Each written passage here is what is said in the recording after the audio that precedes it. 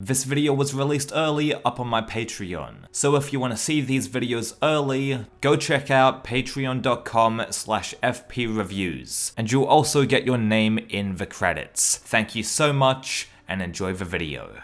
Medieval is the ultimate successor to Heretic and Hexen. Published by New Blood Interactive, the legends that brought us Dusk, Medieval is in a league of its own. Dusk was influenced by games like Blood and Redneck Rampage. On the other hand, Medieval takes the basic gameplay elements of Quake and infuses it with a fantasy medieval setting.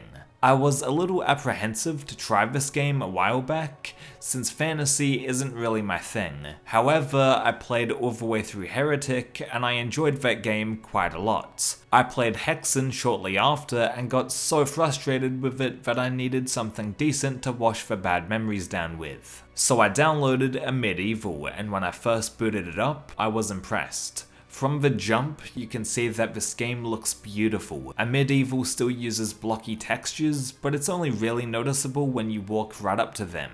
When you're taking in the environment and skybox from further away, it looks excellent. Before we get into the actual episodes, let's discuss the weapons and how awesome they are. Coming off the back of Heretic, I thought that Medieval was going to have a pretty generic weapon roster, but I was dead wrong. With the exception of maybe the basic axe you get at the start of the game, every weapon has its use even in the later levels. The Water Staff is a blue mana weapon and it shoots out homing projectiles, which comes in handy to take out the more mobile enemies or ones that are situated higher than you. I love that the first actual weapon you obtain is still useful during the endgame. This sets Medieval apart from many shooters, including Heretic and Hexen, as well as its contemporaries like Dusk. The Whisper's Edge is a sword that uses green mana, and early into my playthrough, this was my favourite weapon to wield. The green slashes that the sword shoots can cancel out a few of the monster's projectiles, which is awesome. I love getting into these magic projectile clashes, and it feels like something out of Harry Potter. The Voltride is the second blue mana based weapon, but instead of shooting projectiles like the staff, it fires out short bursts of lightning. If you zap an enemy for long enough, they will explode, and if there are other enemies surrounding them, they get decimated as well. I tend not to use the Voltride as much as the other weapons in the harder episodes, due to the fact that the monsters can take more abuse and it's harder to chain combo kills together. The Celestial Claw is no doubt the most creative weapon in a Medieval. This thing essentially acts like the rocket launcher from any other retro shooter, but it shoots out fucking planets. This is a fantastic detail, but the weapon itself doesn't deal out a ton of splash damage, which is a bit lame. The Star of Torment is the other green mana based weapon, and man, it's incredibly satisfying to bust out in combat encounters. This weapon casts out small but powerful crystal shards. When you deal the final blow to an enemy with this weapon, they fly across the map and the shards hold them in place. So if you're near a wall or something, the monster will just be dead and trapped on it. The final weapon you obtain in a Medieval is basically the purple BFG, and it's amazing, what can I say? One of the most important aspects to combat is the soul energy power-up. When enemies die, they leave behind a piece of their soul that you can collect to fill this power meter up. Sometimes before big action pieces, the game hands you a giant power orb, which charges the meter all the way. When you activate the soul power, all of your weapons become upgraded for a brief time, similar to the Tome of Power from Heretic. The Water Staff fires at a faster rate and turns enemies into, well, water. The Whisper's Edge again shoots out blades more quickly, but also they ricochet off walls, which really helps out if you have shitty aim like me. The Voltride is so fucking great when it's powered up, since it acts like Quake's lightning gun essentially. It's even easier to chain attacks together and kill a horde of enemies in a single blow. The Celestial Claw blasts out suns rather than planets, and their impact causes a fucking Nova Blast. The Star of Torment is just faster and more deadly as a result of the soul energy power-up. The Eternium's upgraded attack is badass, since you can literally shoot out black holes with it. This is a very effective way of wiping everyone out on the board, but also you can actually get sucked into it yourself, so be careful. Overall, the weapon roster in a medieval is superb. The utility that each weapon offers within fights is wonderful. The weapons have distinct properties and attack patterns, even though a few of them share the same mana type. I have absolutely no complaints with these weapons, as all of them are really fun and situational. When you start a new game, you're transported into this hub world of sorts where you can select which episode you want to tackle. While you do need to play the first 2 episodes in order, you can pick whichever one you like after you're done with those. I'm not sure why a medieval needed to have a hub world, besides just referencing Quake 1. I wish they had more secrets to uncover within the hub, maybe a hidden weapon or something that you can take into the next episode, since when you start a new one, you start from scratch with an axe. I think it would have been simpler just to have an episode select screen, but that's either here nor there. The variety that each level has is insane. Every episode has brand new enemies to deal with, a whole new aesthetic, and music tracks. In the first level, you hop down into this body of water, and that is how you start off a game. First of all, there's no falling damage, which automatically makes a medieval fucking wonderful. Also, you can swim for as long as you want, and you don't lose any health.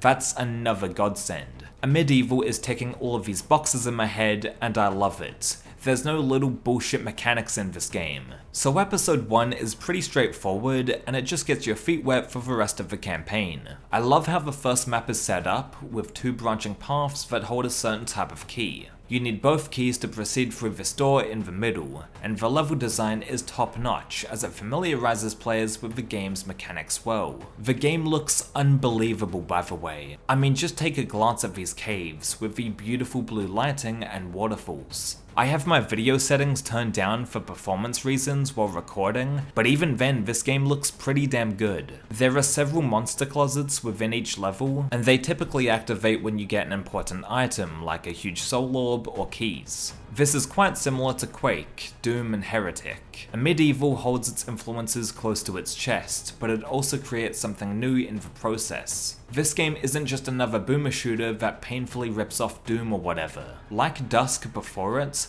a medieval crafts a unique experience for players to chill on. One of my favourite moments early on is when these 2 red monsters blow up the bridge, and then you need to find a new way to platform to the other side. E1M2 feels much bigger in scale with more drawn out combat encounters, and the castle structure you have to explore. The gunplay, for lack of a better term, even in these opening few levels, is incredibly addicting.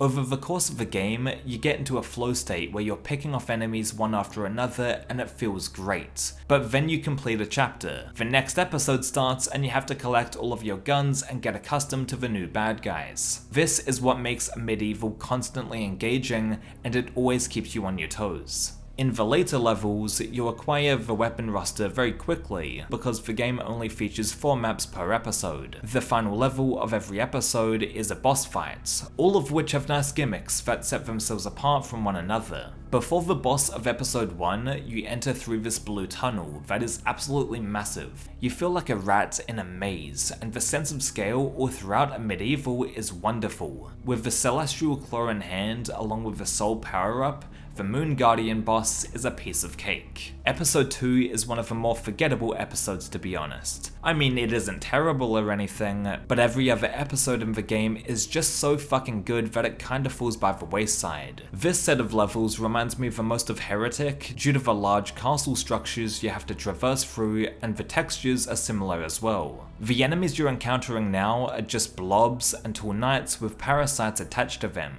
Yeah, this game is pretty out there in terms of monster design, but I don't know, this doesn't grab me as much as the rest of the campaign. At least there are more stage hazards, such as moving walls that can push you over the edge if you're not careful. Oh, and the weapon roster gets expanded in this episode, as you obtain the Star of Torment, easily one of the most enjoyable weapons in the game. I mean, come on, the way that you nail enemies to the walls and ground with it is so fucking entertaining. That being said, the verticality in E2M2 is pretty awesome and all that, but the real feature presentation is when you finally see the sunshine in E2M3. Grab this purple beast of a weapon and unleash it upon the horde of monsters. I prefer DUSK's art style and overall gameplay, but man, there's a lot to like with the medieval, and if you prefer the fantasy genre, then you'll have a ball with this game. Episode 3 takes place in a desert temple of sorts, and I like how the level design makes you feel so insignificant. When you activate a switch though and progress through the map, it makes you feel even more accomplished as a result. The enemy lineup switches again, and I really get a kick out of the giant rock monster that surprises you at the end of the first level. There's a huge floating rockhead monster as well that reminds me so much of the Iron Liches from Heretic. E3 M2 is a pretty exploratory map, and I think this is when most players will get into a proper groove with this game. Obviously the first 2 episodes were pretty good and everything, but episode 3 is when you'll get into that flow state I was talking about. Also, it's good to see a warmer color palette here, and to explore desert environments as opposed to the typical castle settings. There are plenty of outside set pieces that include tons of monsters that you can just evaporate with the soul power up, and man, the combat in a medieval holds up well against its contemporaries. The boss of this episode includes a tornado. Yeah, I'm not kidding. Objects are being hurled at you very fast, and sometimes they're fling you about the map. It's chaotic, it's fun, and I love this boss fight. Very inventive and wacky. The skybox in episode 4 looks immaculate. I love how the sun sets across the mountains, and this episode in particular is one of the best designed in the game. There's so much action in this set of levels, and the enemies are visually interesting too. The shield guys are a pain in the ass, but they make you think about what weapon you're using. They will block the Voltride beams to where you take damage from them, so you have to switch and strategize how you're going to attack them moving forward. These combat encounters happen so quickly, however, that it becomes muscle memory, similar to a lot of these old 90s shooters. I love the Tower of Light and how epic that level is. The tower is so tall, and it feels really incredible to travel up to the top. I thought that episode 5 was going to be my favorite. It's got a dark, moody atmosphere, the enemy designs look menacing and cool,